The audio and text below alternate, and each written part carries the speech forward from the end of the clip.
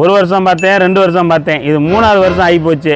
என்ன எப்போதான் நீ 12வது பரீட்சை பாஸ் ஆக, என்னதான் செய்கிறேன்னே தெரில. இந்த வருஷம் பாஸ் ஆகிறேன்ப்பா. இந்த வருஷம் நீ பாஸ் ஆகலைன்னு வச்சுக்க, மூத்தவன் மாதிரி என்ன நீ எருமை மாடும் ஆட்டுக்குட்டியும் தான் மேய்க்கணும். வேணா பாரு மூத்தவன் என்ன பண்ணுறான்ட்டு. முழிக்கிற மொழியே தெரியல, இவன் பாஸ் ஆக மாட்டான்ப்பா.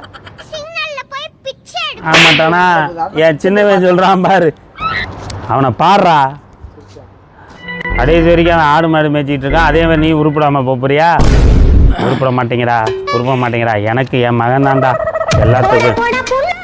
ஓ நான் தான் ஆடு மாடு தான் மேய்க்கிறேன். நீ வேணா பாரு, அவன் பன்னிக்குட்டி தான் மேய்ப்பேன். அந்த பன்னிக்குட்டி போகிற குட்டியை யார் மேய்க்கிறான்னு பாரு. பன்னி மேய்க்குதா மகனே? அவனாவது பன்னிக்குட்டியாவது. அந்த பன்னிக்குட்டியெல்லாம் நீ மேய்க்கிறியா ஐயா? செல்லம்ல எப்ப அந்த பன்னிக்குட்டியில ஆண் பன்னிக்குட்டியை பூரா நீ மேய்ச்சி, ஓகே. பெண் பன்னிக்குட்டியை நான் மேய்க்கிறேன். ஐயா அந்த பெண் பன்னிக்குட்டி தான்ப்பா அழகா இருக்கு.